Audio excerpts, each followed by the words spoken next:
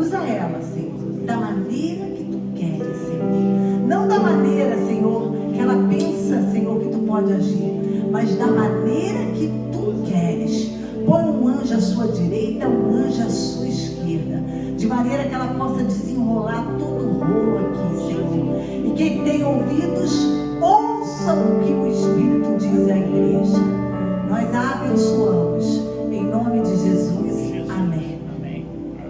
Boa noite, igreja.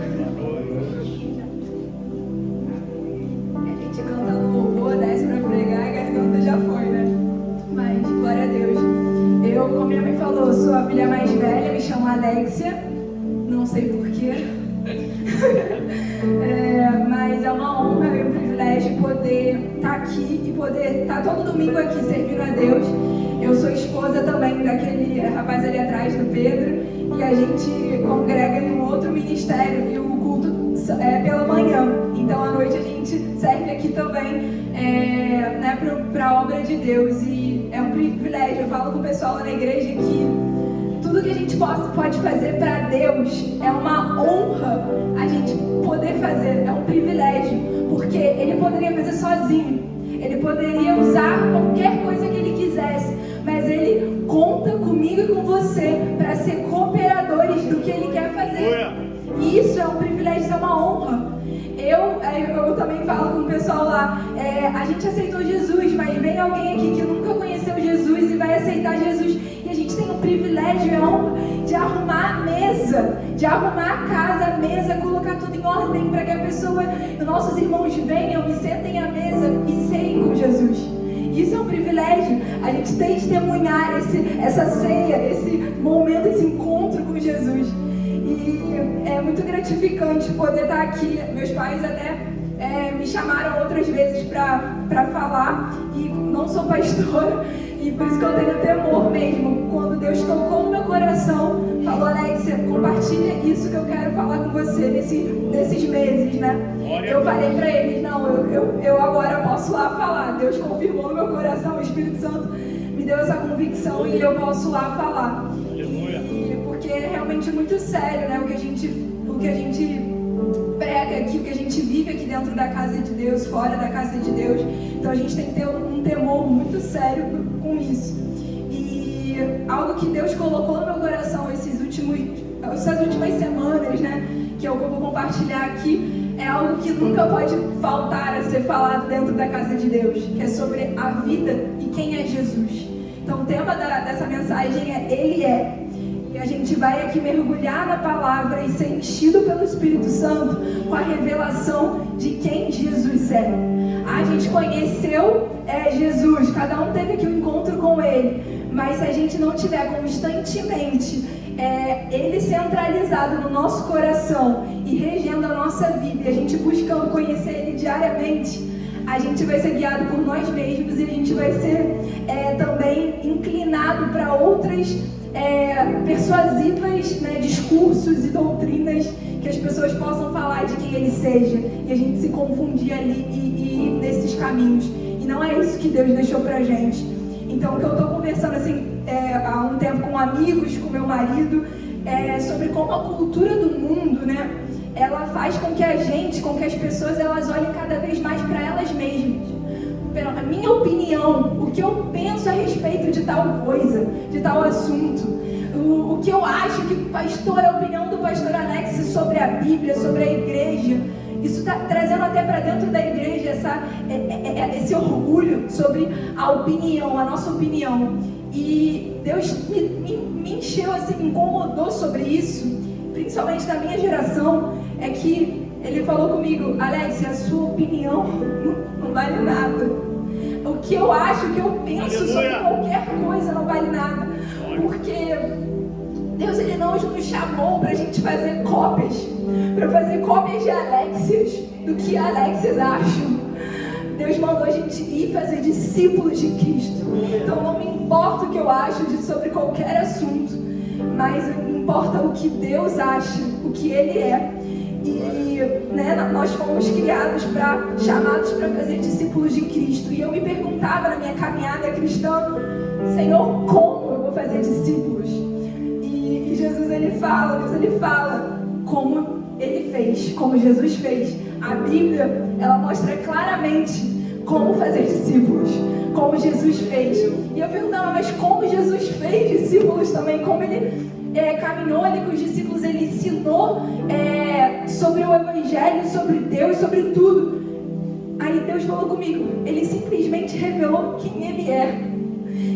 Saber quem ele é vai encher o teu coração dessa revelação e vai encorajar todas as pessoas que estão ao seu redor a seguirem ele, a terem o mesmo amor, a mesma afeição que você tem por ele, por Jesus. E revelando quem ele é, a gente consegue entender que ele é a resposta de Deus para nós. Como Deus, ele respondeu o anseio da humanidade em saber quem ele era. Quem é Deus? Jesus. Ele entregou Jesus e Jesus fez na terra tudo o que ele viu o Pai fazer. Ele revelou toda a expressão. A gente vai ler aqui, a gente vai ler muito aqui hoje na Bíblia. Ele revelou todo o coração de Deus. Então, se o povo antes, as pessoas não conseguiam enxergar um Deus de juízo, elas vão enxergar agora através do Filho de Deus, do Filho do Deus vivo. E em Colossenses 2, se vocês quiserem anotar, porque são muitos versículos, e aí durante a semana vocês podem ler e meditar nessas escrituras. E Colossenses 2, de 2 a 4, fala assim, Paulo fala assim para a igreja de Colossenses a respeito da igreja de Laodiceia. Esforço-me para que o coração deles seja fortalecido, sejam unidos pelo amor e alcancem toda a riqueza do pleno entendimento, a fim de conhecerem plenamente o mistério de Deus, a saber, Cristo. Qual era o mistério de Deus? Cristo revelado. Nele estão escondidos todos os tesouros da sabedoria e do conhecimento. A tua opinião, o que você tem que achar, está escondido. Toda a sabedoria e o conhecimento está escondido em Cristo. Digo isso, por que Paulo diz isso? E por que eu estou falando isso hoje? Ele diz que digo isso para que ninguém os engane com um discurso persuasivo. Então, para que você não acredite em qualquer coisa que as pessoas falem que seja Jesus, mas que você tenha a revelação de quem é Jesus. E ele fala em 1 Coríntios 2:2, pois resolvi nada saber entre vós, a não ser Cristo Jesus, este crucificado. Cristo na cruz é o centro de toda a história. Todo o contexto de vida, da nossa vida, do nosso ministério, de qualquer cristão, deve ser conhecer e anunciar a Jesus Cristo, o crucificado. Conhecer Jesus é vida eterna. Conhecer a Jesus muda o nosso coração, transforma a nossa vida. Somente assim a gente vai experimentar a verdadeira alegria, a plenitude de paz, o senso de propósito, a liberdade. Somente nele, não tem outro caminho. E em Filipenses 3:8 e 9 diz assim: sim, de fato também considero todas as coisas, como a gente cantou aqui, que a gente nem tinha pensado em cantar esse louvor não, a gente tinha só pensado num outro.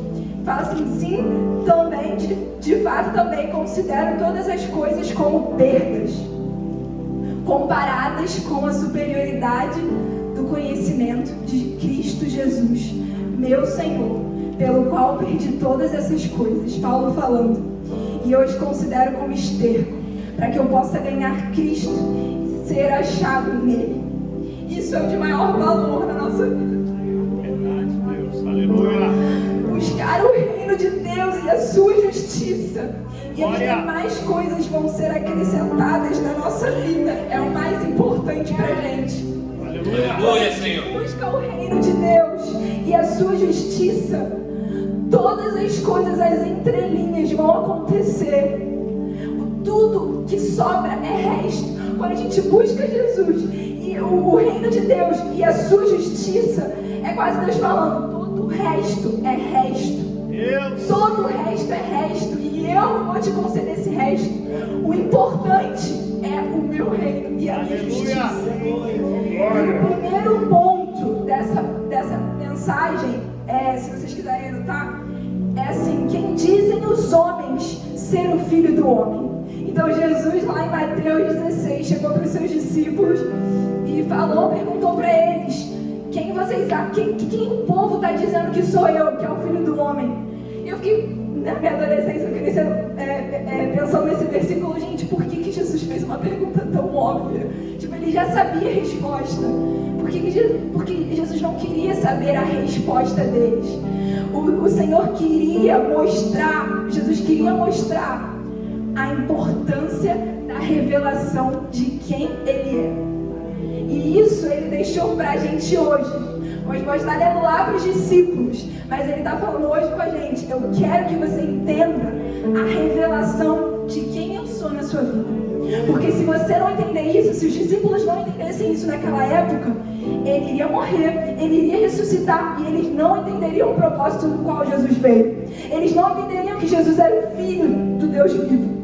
Então eles precisavam entender a supremacia, a autoridade de Jesus, a identidade de Jesus. Quem era Jesus? Jesus não era só um homem que fazia sinais e maravilhas, que estava vivendo com eles ali.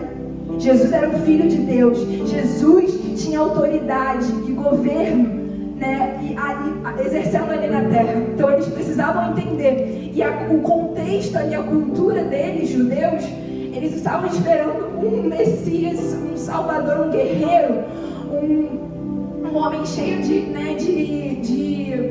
como eu posso dizer, ele era esperado, né, de autoridade, no sentido de guerra, de alcançar coisas para o povo judeu. E quando eles viam que Jesus não era isso que eles estavam esperando, eles ficaram meio confusos. E aí o que Jesus fez foi mostrar e continuar ali, né, demonstrando quem Ele era, a autoridade que Ele tinha como Filho de Deus.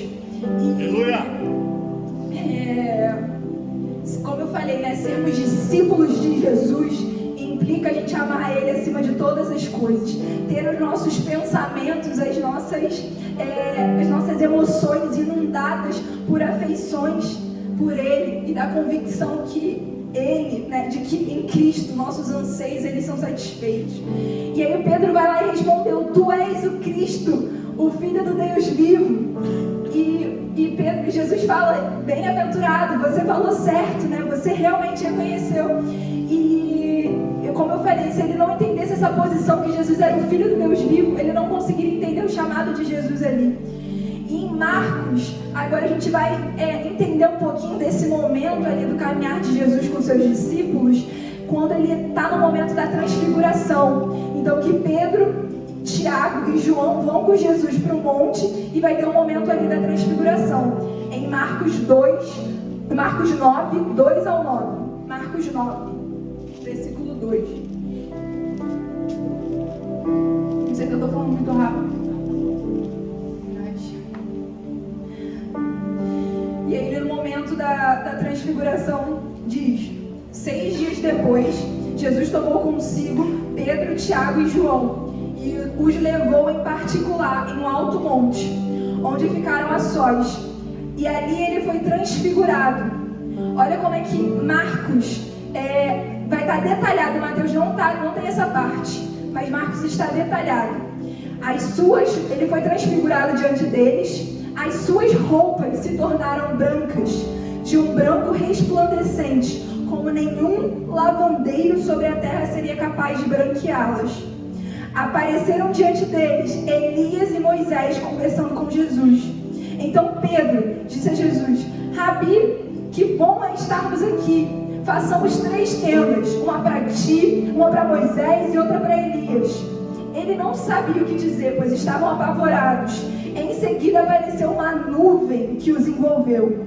Dela saiu uma alta voz que disse: esse é meu filho amado, ouçam. Repentinamente olharam ao redor, não viram mais ninguém, a não ser Jesus. Enquanto desciam do monte, Jesus lhes ordenou que não contassem nada a ninguém o que tinham visto, até que o Filho do Homem tivesse ressuscitado dentre os mortos. O resplandecente do branco das vestes de Jesus estava mostrando claramente a posição e a autoridade de Jesus. Jesus não estava no mesmo nível, na mesma posição que Moisés e que Elias, porque eles representavam a lei no Antigo Testamento, eles representavam sim uma era, e agora Jesus estava representando a nova aliança. Jesus estava representando que ele era o Filho do Deus vivo. Então os discípulos, Pedro, ele ficou amedrontado, ele não sabia o que dizer, ele falou: eu vou arrumar uma tenda para cada um. E aí eu falei, até conversando com a minha mãe, mãe, eu acho que Deus virou e falou assim, quase falou assim: Pedro, cala a boca. Cara, não é a mesma tenda para qualquer um, porque eles não são a mesma posição. Por Moisés e Elias não estão na mesma posição de Jesus. Então quando Deus ele vem e fala: ouçam, esse é meu filho amado, ouçam. É tipo Deus falando, novamente, esse é meu filho amado. Essa é a posição de autoridade dele. Essa é a posição que ele está acima de qualquer um, acima de qualquer coisa. É essa a posição do filho do Deus vivo, do meu filho amado. E eu até coloquei uma parte aqui sobre Simeão. Simeão, quando Jesus nasceu, ele foi lá ver Jesus. E lá em Lucas 2, 25 ao 32 vai mostrar esse momento. Havia em Jerusalém um homem chamado Simeão, que era justo e piedoso. Ele esperava a consolação de Israel. O Espírito Santo estava sobre ele. Foram-lhe revelado pelo Espírito Santo que ele não morreria antes de ver o Cristo do Senhor. Movido pelo Espírito, foi ao templo. Quando os pais trouxeram o menino Jesus para cumprir o que requeria o costume da lei, né? Jesus ele ia ser circuncidado nos primeiros dias de vida dele, como era de costume dos judeus. Simeão o tomou nos braços e louvou a Deus, dizendo: ó soberano, como prometestes, agora podes despedir em paz o teu servo, pois os meus olhos já viram a tua salvação, que preparaste à vista de todos os povos, luz para a revelação aos gentios e para a glória de Israel, teu povo. Um homem idoso, que ainda nem tinha o Espírito Santo dentro dele, ele contemplou num bebê a salvação. Ele encontrou a revelação num bebê, que ele lembrou que ele não sabia ainda, ele não iria estar vivo para ver Jesus fazer milagres e maravilhas, para confirmar. Não, ele só olhou para aquele bebê e falou: Senhor, eu já posso ir, eu já contemplei a salvação. E aí, olhando esse paradoxo, né, dos discípulos que estavam ali caminhando dias e dias com Jesus, meses e meses, e um senhor que foi impelido ali pelo Espírito Santo e olhou para aquele bebê e declarou: Senhor, obrigada, eu já contemplei a salvação, eu posso ir embora agora. E o segundo ponto, né, o primeiro ponto eu perguntei quem dizes que é o Filho do Homem, e o segundo ponto é em Jesus. Jesus revela quem o Pai é. Eu falei no começo, né, que Jesus ele fazia tudo que que ele via o Pai fazer, e que Jesus ele veio para o mundo como resposta de Deus para nós. Ele é a resposta do Pai para nós, e somente Jesus mostrou a totalidade de quem o Pai é, visto que ele era a expressão exata de Deus. Então Hebreus 1:3, abre lá que a gente vai ler juntos agora esse versículo.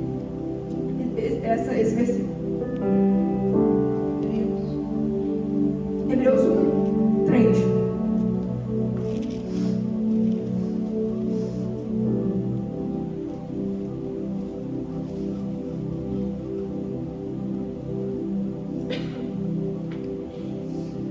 Diz assim: o Filho é o resplendor da glória de Deus, a expressão exata do seu ser, e sustenta todas as coisas por sua palavra poderosa.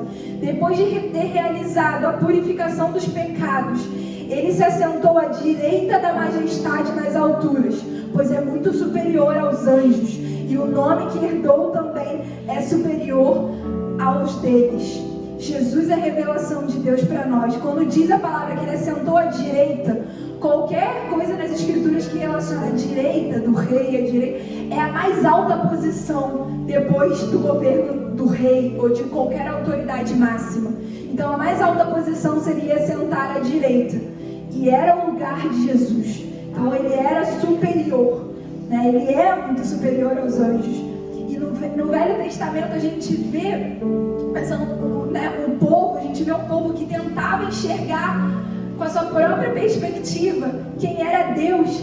E através da lei, de serem guiados pela lei, né, por profetas, homens de Deus, eles enxergavam um Deus de juízo ali, né, tentavam ver Deus dessa ótica. E a lei, né, os guiavam ali na verdade, eles tinham a lei.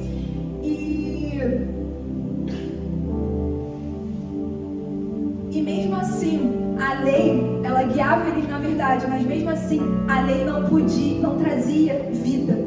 Porque se ela trouxesse vida, ela traria justiça. Então ela não pôde trazer justiça, ela não tinha vida. A única coisa, a única forma de trazer vida era Jesus.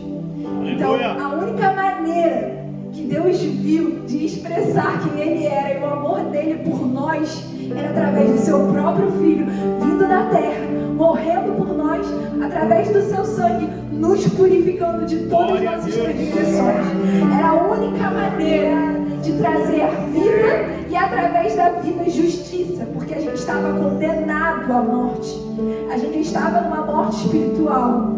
E quando Jesus ele vem, ele vai restaurar essa morte, nos trazendo a vida eterna. Então, foi por nossa causa que Deus tratou como pecador aquele que não tinha pecado. Lá em 2 Coríntios 5:21 vai dizer exatamente isso. Pois 2 Coríntios 5:21. Pois foi por nossa causa que Deus tratou como pecador aquele que não tinha pecado, para que nele fôssemos justiça de Deus. E lá em Coríntios, em 2 Coríntios, continuando, no capítulo 3, do 7 ao 18, diz, 2 Coríntios 3, 7.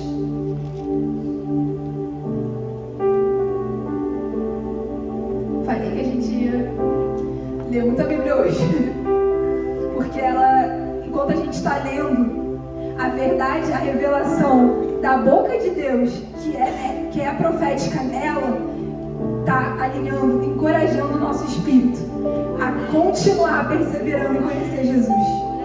E em 2 Coríntios 3, 7 diz: o ministério que trouxe a morte foi gravado com letras em pedras, mas esse ministério que veio com tal glória que os israelitas não podiam fixar os olhos na face de Moisés por causa do resplendor do seu rosto, ainda que desvanecente.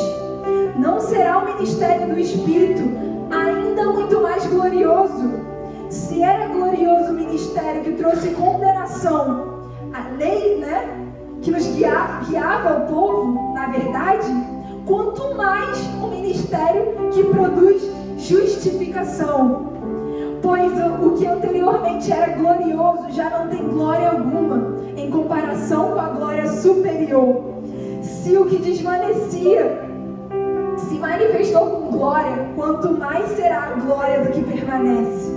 Portanto, visto que temos tal esperança, mostramos muita confiança. Não somos como Moisés, que colocava um véu sobre a face para os filhos de Israel não contemplarem o esplendor que se desvanecia. Na verdade, a mente dele se fechou, pois até hoje o mesmo véu permanece quando é lida a antiga aliança. Não foi retirado, porque somente em Cristo é removido. De fato, até o dia de hoje, quando Moisés é lido, um véu cobre o coração deles. No entanto, quando alguém se converte ao Senhor, o véu é retirado. Ora, o Senhor é o Espírito, e onde está o Espírito do Senhor, há liberdade.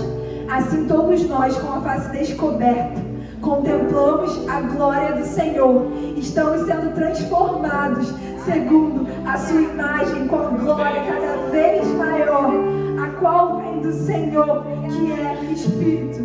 Então foi isso que Jesus fez. Jesus, ele rasgou o véu que separava a gente de Deus. Ele foi lá e agora a glória, o Espírito do próprio Deus. Aqui em 1 Coríntios 2:11 diz Ninguém conhece os pensamentos do homem a não ser o espírito do homem que nele está. Da mesma forma, ninguém conhece os pensamentos de Deus a não ser o Espírito de Deus. E o que Deus fez? Ele derramou o Espírito dele para habitar dentro de nós.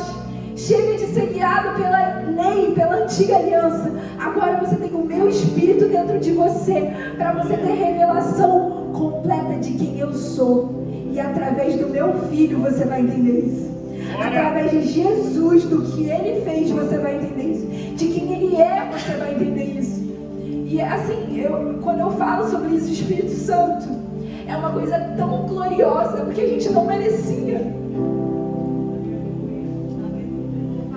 Uma coisa incrível de quem Deus é que Ele não só apagou o nosso pecado através da morte de Jesus. Ele não só pagou a nossa dívida e falou: Alexia, você está livre, você está justa agora ao meu olhar.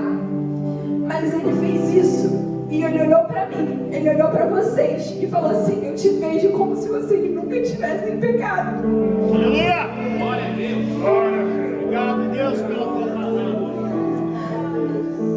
Eu olho para você livre de todo pecado, como se você nunca tivesse pecado. Porque esse olhar de graça revela quem eu sou, revela o Criador que criou você, que criou eu, da maneira que Ele quis, com dons. Quando eu falei que é inacreditável que sejamos cópias uns dos outros, porque Deus teve tanto trabalho de criar eu com os meus dons e os meus talentos, a Solange com os dons e talentos dela, com a forma dela de pensar, com a forma dela de agir, com a forma dela de adorar, de se expressar. Meu Deus. Que justo seria a gente viver da mesma forma todo mundo, da mesma forma de pensar. E que muitas pessoas acreditam nisso, muitas pessoas estão na igreja achando que a gente tem que ter a mesma forma de falar, Glória. de crentezo, de se vestir, de se expressar. E não é assim. Deus, Ele nos criou cada um de uma forma maravilhosa, estrondosa, exuberante, porque Ele criou. Ele, o próprio Pai, criou a gente com as suas mãos. E o último ponto, para eu encerrar, Jesus, eu falei no segundo ponto que Jesus revela quem é o Pai, Ele revela Deus. E o terceiro ponto, Ele revela quem nós somos. Quando você e eu começamos a caminhar com Jesus, encontramos, conhecemos Jesus ali, fomos salvos, a gente se perguntou: quem eu sou, Jesus? Qual a minha identidade? Qual o meu propósito? Eu entendo que o Senhor fez por mim, mas por que o Senhor me criou para quê? O que eu tenho que fazer? Qual é o meu propósito de vida? Meu Deus. E aonde a gente encontra essa resposta quando a gente faz essa pergunta? Aleluia. Que Deus me respondeu: em Jesus. Toda a sua identidade está revelada em Jesus. Porque você só está aqui hoje porque Ele pagou um alto preço por você. E Ele é o meu filho. Ele é a expressão exata do meu ser. E quando a gente conhece Jesus, a gente sabe quem a gente é. E a gente entende os 6 pontos, 6 características da nossa identidade. Se vocês quiserem anotar também, são importantes. A gente nunca vai esquecer. O diabo, ele vai tentar roubar. Ele vai tentar te enganar, falando que você não é esse ponto. Não, ele vai tentar te lembrar de coisas do seu passado. Como eu falei, o nosso Deus, Ele chegou para nós e falou: cara, eu não lembro do que você fazia no passado. Para mim foi tudo removido. E tudo que você viveu, todo o pecado que você viveu, eu não lembro mais. Tudo se fez novo na tua vida. Então quando o diabo tentar te confundir com essas características, dizendo que você não é isso, você lembra, renova a tua mente, renova a tua esperança em quem você é em Cristo, porque foi Ele que conquistou tudo isso para nós. E o primeiro ponto da nossa identidade, a primeira característica de quem nós somos, a minha identidade,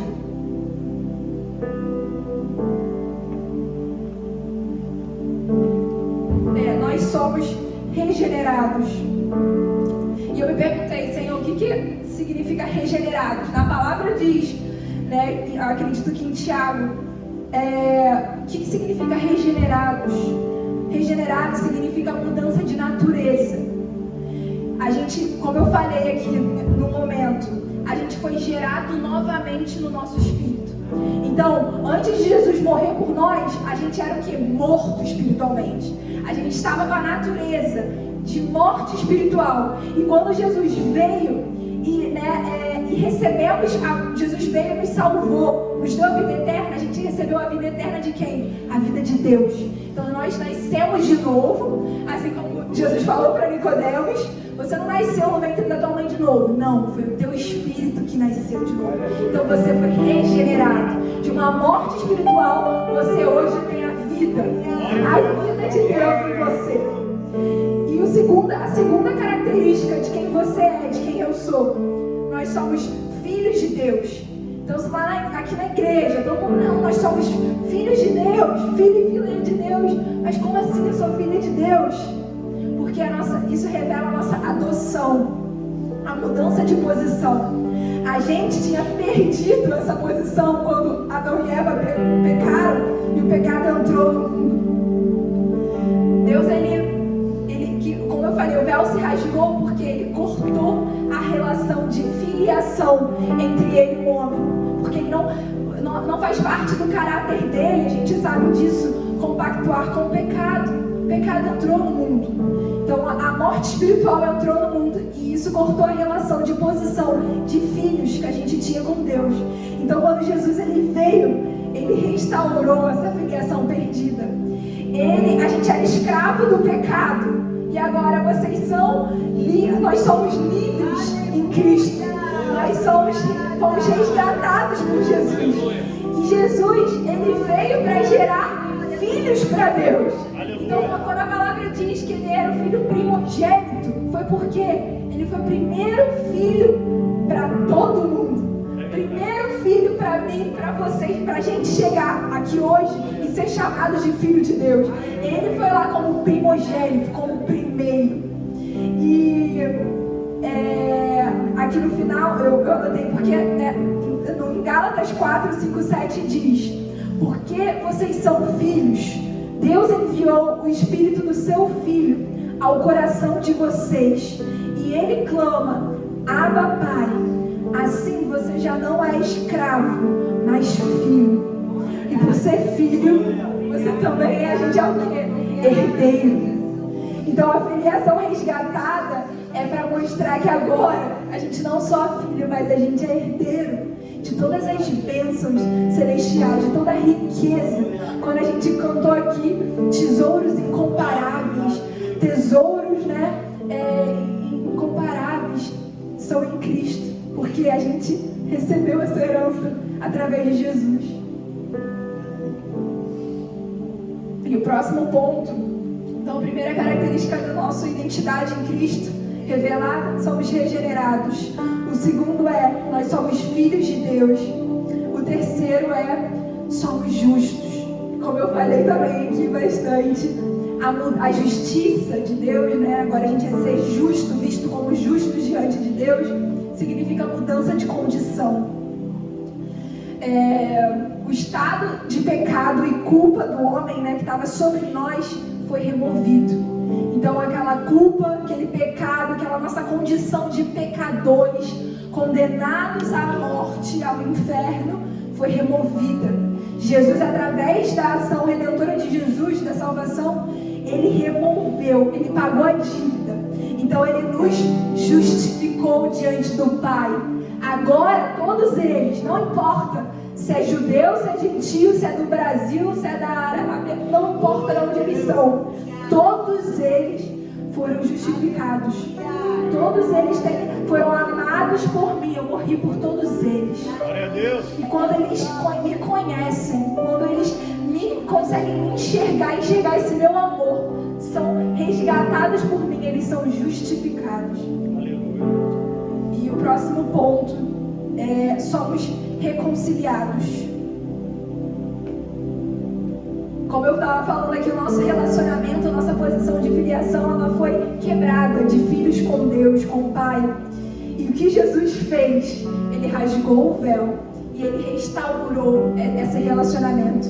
Então, antigamente, lá o povo, para seguir a lei, precisava dos sacerdotes, dos profetas, precisava fazer um sacrifício pedindo perdão a Deus por todos os seus pecados, precisava matar um cordeiro, precisava representar a sua família inteira ali para Deus perdoar eles pelos pecados deles.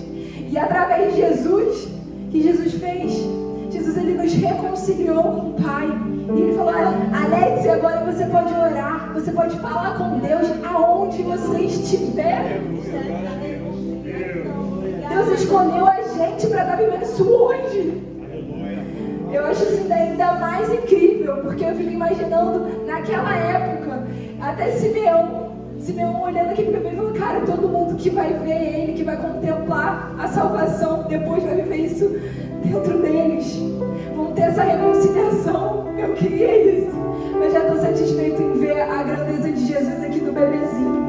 E a gente tem hoje isso, a gente foi reconciliado, todo o nosso relacionamento com Deus, e a gente pode falar, a gente não precisa de um pastor, de uma pastora para falar com Deus por nós. Então quando a gente começa o culto aqui, cada um orando, cada um falando com o próprio Deus, é grandioso porque Ele propiciou isso para nós, Ele nos deu essa condição. Agora qualquer um pode se achegar ao Pai, aonde estiver, e falar com Ele, ter livre acesso para falar com Ele, abrir o seu coração, rasgar ali diante de Deus tudo aquilo que está te machucando, tudo aquilo que você pensa. Sabe, eu lembro até de alguma amiga nossa, que a gente se reunia, não, acho que era a tia Marilene, se eu não me engano, que ela, cara, eu ia fazer meu devocional, eu abria a porta, botava a cadeira para Jesus e falava: senta aqui comigo, Jesus, porque agora eu vou contar muita coisa, eu vou abrir meu coração completamente, e eu quero, e assim até que eu converso com as minhas amigas também, a gente tem uma mania também de abrir muito o nosso coração e ouvir pouco Deus. A gente quer fala muito para Deus, abre tudo, e Ele tá aqui assim, quase igual a Deus falando com os discípulos: ouçam, tipo, eu quero falar com você, eu quero que você ouça a minha voz, porque o meu espírito, Deus, Ele derramou o espírito dele, colocou dentro de nós, para que a gente tenha clareza e discernimento da sua voz. Agora a voz dele não vai aparecer na montanha, nas árvores, que ele falava com seus profetas, numa figueira, não. Agora a voz dele vai vir de forma audível ao nosso interior, e a gente vai ouvir a voz do próprio Pai, e Ele fala da maneira que Ele quer.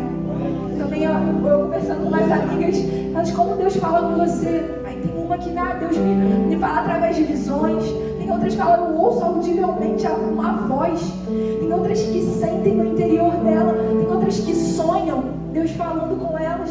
Deus, Ele fala da maneira que Ele quer com você, comigo, mas a gente tem que parar para ouvir a voz dele. A gente tem que parar para não falar nada. Senhor, eu só quero ouvir a Tua voz, eu só quero ser cheio do Espírito Santo.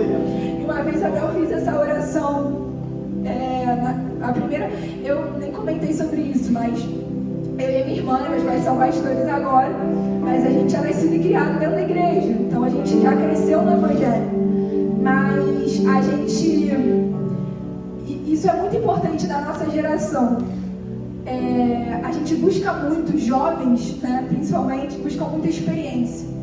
Eu posso até achar legal o que minha mãe vai falar pra mim a respeito de Jesus, a respeito da igreja, mas se eu não tiver uma experiência real com Ele, eu não estaria aqui hoje. Glória. Sinceramente, não estaria aqui hoje. Se eu não tivesse esse encontro com Jesus, e mesmo sendo da igreja, porque eu fui ter esse encontro com Jesus, eu já era adolescente, para me marcar e para eu entender o meu propósito, foi essa revelação, senão eu não estaria hoje aqui. Porque, como eu falei, principalmente na nossa geração, porque até na geração dos meus pais, era mais fácil, né? Vamos para a igreja, respeita a opinião dos seus pais, respeitem os valores da sua família. Mas hoje o diabo está tentando de todas as formas com essa geração, o final da minha, o começo da próxima, né, dessa que está, confundir os valores da família. Você não precisa ir para a igreja só porque o seu pai vai. Você não precisa seguir uma Bíblia só porque o seu pai vai. E aí acaba que fica mais difícil ainda dele entrar na igreja. Ele nem entra na igreja. Então, eu estava até uma vez na academia, de uma amiga, eu estava treinando ali, aí tinha duas meninas conversando, aí a outra falou assim, nossa, agora a fulana tá indo na igreja, é modinha, porque a igreja que ela vai deve ser legal, deve ter luz, não sei o que, é modinha, porque não é legal. Aí eu fiquei olhando assim, tipo uma outra, assim, nossa, adolescente. E se a gente não, eu peguei tudo isso aqui até o final, né, falando a revelação de Jesus, se a gente não entende quem Ele é, se a gente não tem essa experiência real com Ele, a gente não vai ficar aqui. Vai ter um momento que a gente vai desistir, a gente vai cansar de fazer pelos nossos braços, vai cansar de... Tô brincando, tá? De ouvir um louvor que só tem eu e meu pai com um teclado, não uma banda tão bonita ainda. Mas por quê? Porque Ele está vindo do nosso próprio coração, não está vindo de Deus. Então, quando eu falo com temor essa palavra que eu estou falando hoje, é porque Ele quer que a gente tenha essa revelação de quem Ele é, para que a gente persevere até o final. Quando Ele voltar e a gente viver aqui todas as dificuldades que a gente vai enfrentar, a gente permaneça fiel. Tem gente lá na Ásia, em outros países árabes, sofrendo já por amor a Ele e permanecendo fiel. Mas a gente aqui, enquanto não está vivendo isso, a gente precisa ter essa revelação. Porque quando a gente passar por isso, quem não tiver essa revelação de quem Jesus é, essa fome e sede por Jesus, não vai perseverar até o final, vai desistir. E se a gente não tiver esse entendimento de quem a gente é nele, a gente vive uma vida guiada pela nossa própria opinião. Foi isso que eu comecei a pregação. Deus não quer que a gente tenha uma vida da minha forma de pensar. Às vezes eu tenho até uma forma de pensar boa. Às vezes meu pai e minha mãe têm uma forma de pensar correta, honesta, justa. Mas se não for da vontade de Deus, não tem valor. De nada vale. E os dois últimos pontos de quem nós somos em Cristo, a nossa identidade só para terminar, eu falei, somos reconciliados. E o versículo que diz que nós somos reconciliados, né, o nosso relacionamento com Jesus, com Deus foi reconciliado, em Coríntios 5, 28. 2 Coríntios 5. É do 18 ao 20, eu acho. Eu coloquei 28 aqui, mas não tenho certeza. Que diz, portanto somos embaixadores de Cristo, e Deus fez o seu apelo por meio de nós. Por amor a Cristo suplicamos, reconciliem-se diante de Deus, com Deus. Somos embaixadores de Cristo.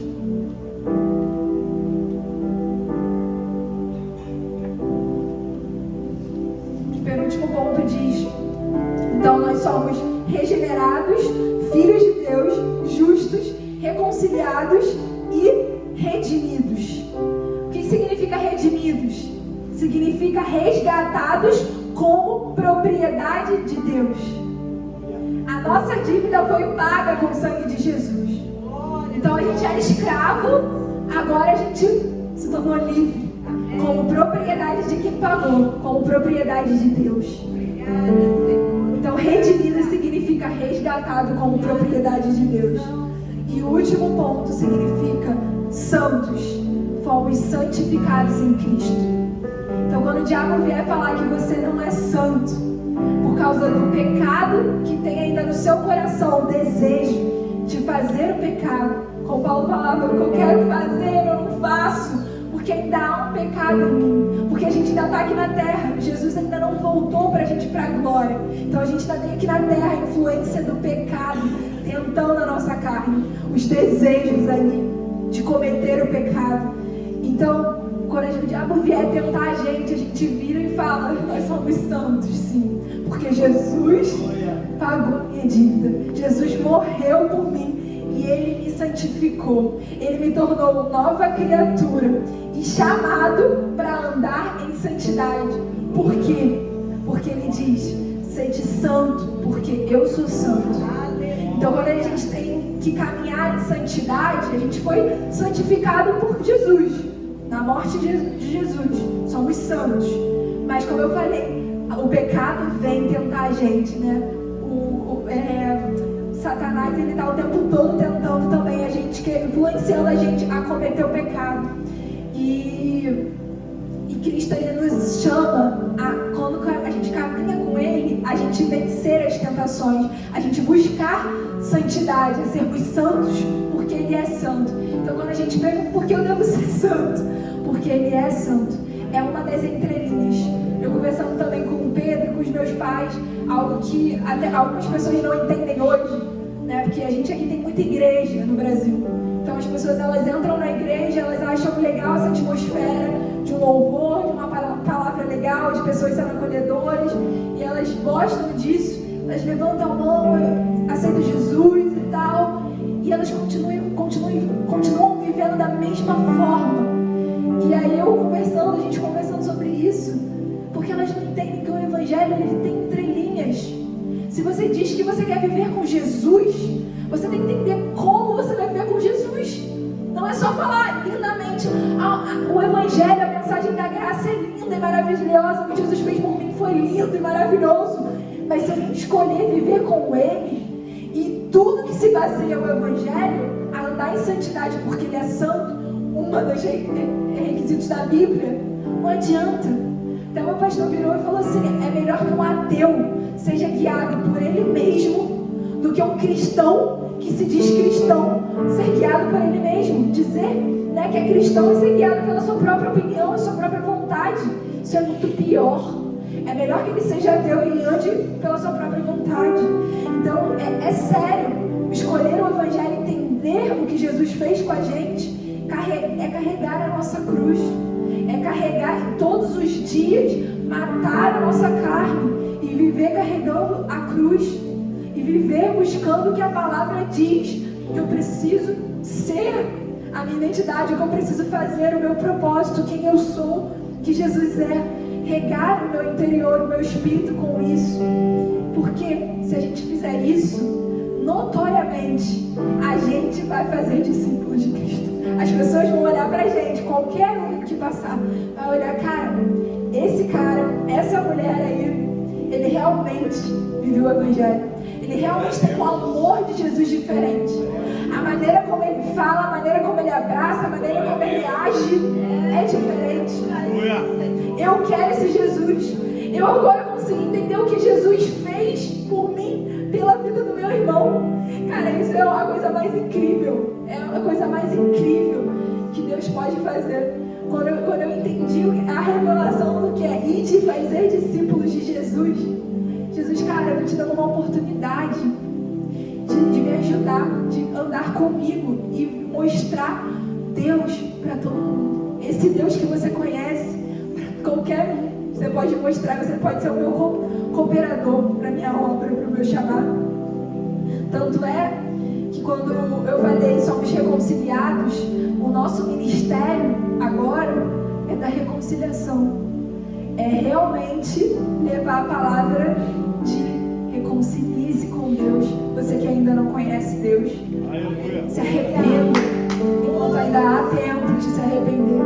Conheça esse Deus. Então o nosso ministério, quando a gente foi resgatado agora, reconciliado com Deus, a nossa nova natureza é fazer discípulos e pregar o ministério da reconciliação. Levar aqueles que ainda não entenderam o que Jesus fez por eles, que eles são resgatados, a levar eles ao encontro de Jesus e que eles sejam resgatados e reconciliados. É por isso que a igreja, como eu falei que quando eu comecei, essa mensagem ela nunca pode ser parada de pregada dentro da igreja. Jesus, quem ele é o centro de toda a história, é o que faz sentido e é o Evangelho. Isso é mais importante do que qualquer outra coisa na igreja, do que qualquer outra coisa. A gente precisa ser uma igreja que reconhece a supremacia e a autoridade de Cristo. Por quê? Como eu falei, quando Jesus falou para os discípulos, quando Deus virou e falou: ouçam, parem de querer arrumar as tendas, que isso é besteira. Porque ele é mais importante, a opinião dele é mais importante, a autoridade dele é maior. Quando a gente não entende isso dentro da igreja, sabe o que acontece? A nossa posição, o nosso cargo de liderança, ele começa a trazer vanglória e orgulho no nosso coração. Ele começa a nos dar uma posição, você começa a ser enganado ali pelo teu coração pecaminoso, que o nosso coração é mau, há um orgulho alimentando ali. Não, a opinião da pastora Érica é muito boa. Eu vou ouvir o que ela tem a dizer sobre esse respeito, que ela vai me ajudar. A opinião do pastor, aí os pastores não vão entendendo muito bem essa supremacia, a autoridade de Jesus que eu estou falando, e aquilo vai trazendo um orgulho e uma soberba para eles, porque realmente, aqui na igreja, olha quantas pessoas a gente ajudou a voltarem para Jesus. Olha como é que está cheio aqui essa igreja, porque a gente ajudou, porque a gente fez, porque foi tudo através de nós. E aí a gente vai esquecendo da centralidade de Jesus na nossa vida, na casa dele, na igreja. E isso vai nos distanciando dele, porque a gente vai começando a viver pela nossa própria vontade. E um ponto para só finalizar sobre isso é que como acontece isso? A gente pode, agora uma forma prática da gente entender isso que eu estou falando. Pensa, reflete na sua vida. Quando eu saio, vou para algum lugar, quando eu vou fazer alguma coisa, quando eu vou dar algum conselho, quando eu vejo alguém na rua, eu pergunto para Deus aonde eu vou. Eu pergunto o que eu devo falar antes de eu falar com o vizinho, com a pessoa do meu trabalho, com o meu irmão, com a minha mãe. Eu pergunto a Deus o que eu tenho que falar. Eu trago esse entendimento de que o meu conselheiro é o Espírito Santo, porque ele tem os melhores conselhos para mim e ele quer revelar. Mas eu pergunto, eu peço a ele para me ajudar, porque se eu fizer isso, eu estou centralizando de fato a autoridade de Jesus na minha vida, porque é o Espírito do próprio Deus em mim. Agora, se eu não faço isso, se o fulaninho, a irmã chegou, Alexia, me ajuda aqui com essa situação, e você olha, realmente, essa situação aí é assim, acho que você vai ter que fazer isso.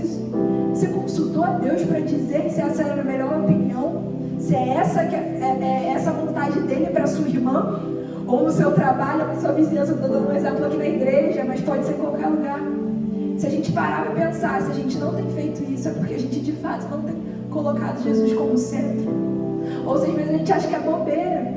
A gente tem uma célula lá na igreja lá em casa, né? Na minha casa do Pedro. E aí, na semana passada, uma menina, a gente, quem lidera a célula sou eu e ele. Então a gente sempre traz uma reflexão bíblica ali naquele momento. E aí a gente brincando, semana que vem vai ser a fulana. Aí ela ficou assim. Aí a gente, não, vai. Aí ela aceitou, não, semana que vem eu vou dar uma reflexão que Deus falou no meu coração. E ela veio falar comigo, Alexia, eu não sei o que, eu tô nervosa, não sei o que lá. Aí eu virei assim, cara, você acredita que num simples encontro, pra gente conversar, pra gente rir, pra gente comer, pra gente falar de Jesus, pra gente orar, Deus, ele tá ali. Deus, ele quer falar algo diferente pra todo mundo ali. Tipo, 7 pessoas, 8 pessoas numa casa, toda quinta-feira, você acredita nisso? Aí ela ficou assim, por quê? Porque ele tá ali, da mesma forma que ele tá ali num simples encontro, poderia ser em qualquer outro encontro, sei lá, churrasco nosso, qualquer lugar.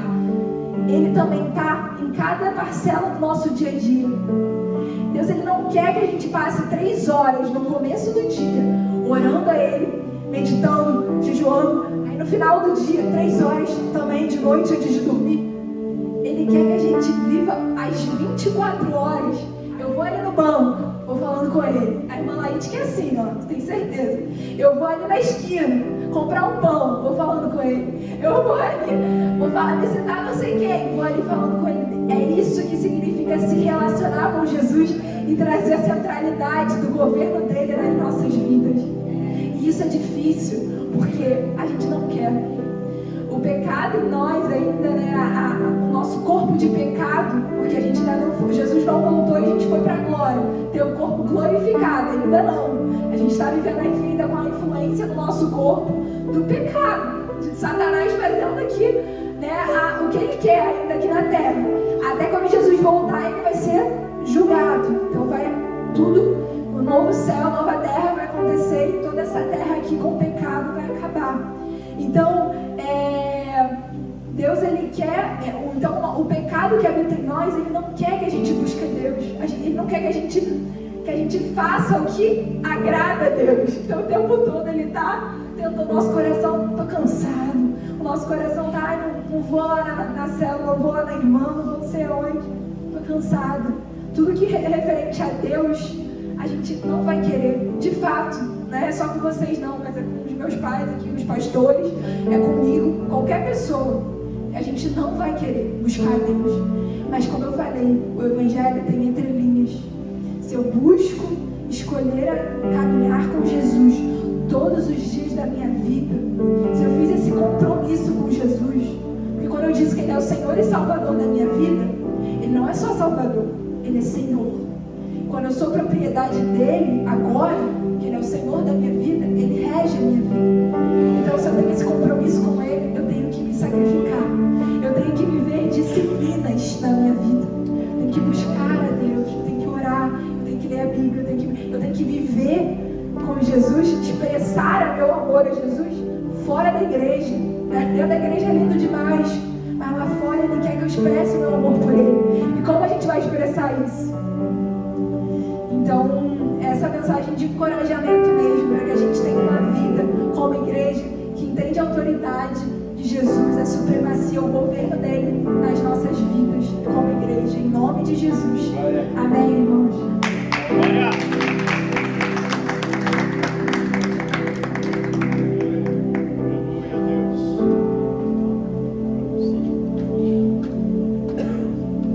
Aleluia.